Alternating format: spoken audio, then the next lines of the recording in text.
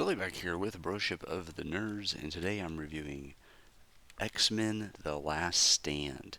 Now, this came out in 2006, and this triple pack DVD came out in 2010.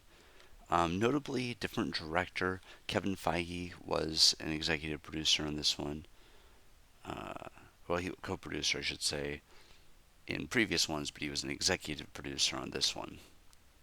And people, the when you look at the results here of this movie, your when this came out in 2006, $210 million budget, and it made 460 million. The reception was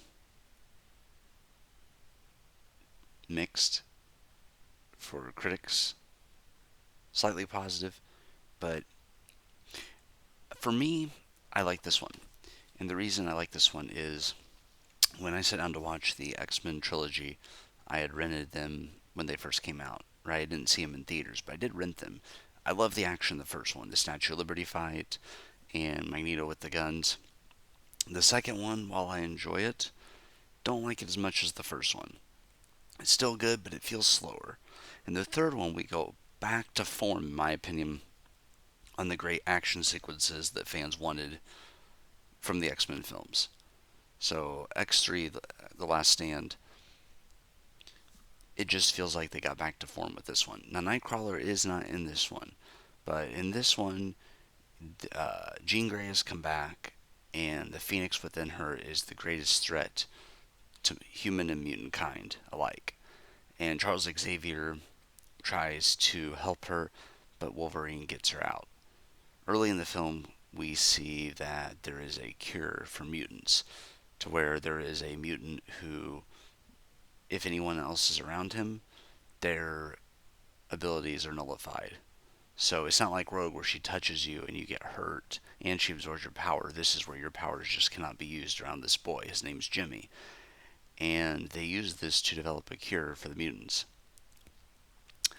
Now, early in the film, we see Jean Grey come back, but she kills her boyfriend Scott Summers, Cyclops. And whenever Xavier is studying her to try to find out what's going on, Logan breaks her free, thinking he's going to help her, and it just makes things worse. Charles Xavier is also killed. I say that with quotes because physically he's killed. But post-credit scene, we actually see his consciousness goes into a terminally ill patient. And that's kind of the end. We don't see what happens from there. But I like the ending. And also, at one point during the film, Magneto is given 4 shots of the cure. But by the end of the film, we see him sitting at a table with a chess set, and he moves the metal piece. So his powers aren't gone. So the question becomes, and we don't get an answer for this, if you get the cure, like Rogue does, so she can touch her boyfriend, can you then go back and reverse that decision and have your powers reinstated? Because to me, the cure would make your powers dormant, but it wouldn't entirely wipe them out. So the question becomes, Magneto was powerful, so he got his powers back, possibly. But the question becomes, would you be able to reverse your decision later if you so chose? So that is something that would have to develop later.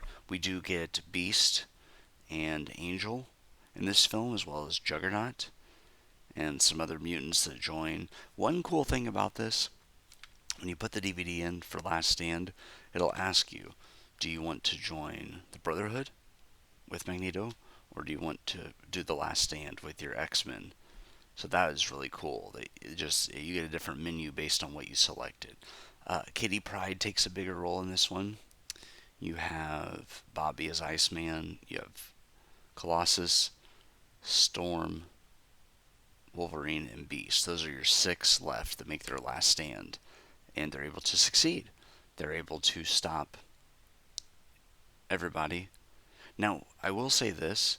Magneto, even though him and Charles Xavier schools a different thought for how mutants should be, what they should do, how mutants shouldn't run the world, kind of thing. But Magneto still has great respect for his old friend. he is upset whenever he's killed. So it shows that even though he had different thoughts, he didn't want Xavier to die. He just had a different belief system. Mystique also loses her abilities, and she becomes human, and then Magneto just kind of walks away from her, so she starts helping the humans. So it gets really interesting. In the military, they get plastic guns with the cure shots in it, so they can just shoot you and get rid of your powers. Jean Grey in this is terrifying, and really she should have stayed dead, or they should have just killed her. Um, like Logan should have just killed her right away. I hate saying that, but that's truth. In the end, he does stop her. He does kill her. But yeah, this movie, a lot of people don't like the fact that they killed off Cyclops, Jean Grey. Um, so when I look at this trilogy, I give X-Men an A, X2 A, a little bit lower, but still an A. And then X-Men: The Last Stand a B. It does have its own flaws. I do like the action though. They get back to their form with the action, which is my favorite part of this trilogy. So I will pass along some advice that I saw from a random YouTube video I watched this morning that said your films should be in your collection for a reason. So right now we're only 3 films into this new series where I review movies, but these movies are in my collection for a reason, and that is because I enjoy the action, the characters, the cast, the stories of these films. And while I do have some critiques of it, I still find this to be a very solid trilogy. I give it an A because I don't think Last Stand justifies it going from an A to a B. When you have 2 A's and a B, I'm still going to say this is an A trilogy. I'm perfectly happy though with the DVD set. If I found the trilogy cheap on Blu-ray, I would upgrade, but it's not one I feel like I have to upgrade. I'm perfectly happy with the DVD trilogy, and that's the thing as a collector. You have to decide: do you want to spend money on the same titles over and over, which I would only advise on your personal favorites, right? Get your 4Ks or Blu-rays of your absolute favorite films, but on ones that you'll rewatch from time to time, but they're not going to be ones you watch over and over and over as personal favorites. Stick with the original format you got them in. For me, this is a special place because I originally saw these on DVD, and they're not blurry on my screen on DVD. Some DVDs are, these are not. So I'm okay with it. And I probably gave like 10, $15 for this trilogy. So I'm all right with that.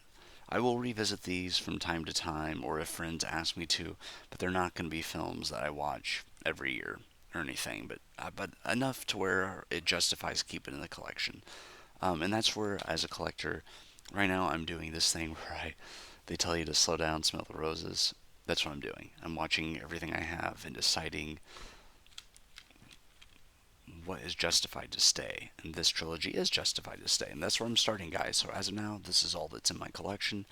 And my plan is at the end of each year to go through my collection of the stuff I've decided to keep. So every year we'll update it. But that's my plan. So this is 1, 2, and 3. And I will be back soon with a review of another film. I think I'm gonna deviate though and take a break from X-Men because I was just gonna keep going, but I've decided, you know what? I don't want to force myself, so I'm feeling something else.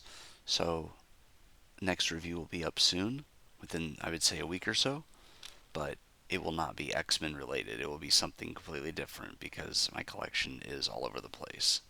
But yeah, we're 3 films in, guys, so let me know what your thoughts were on X-Men: The Last Stand. Did you enjoy the story? Did you enjoy the action? Both? Neither? Let me know.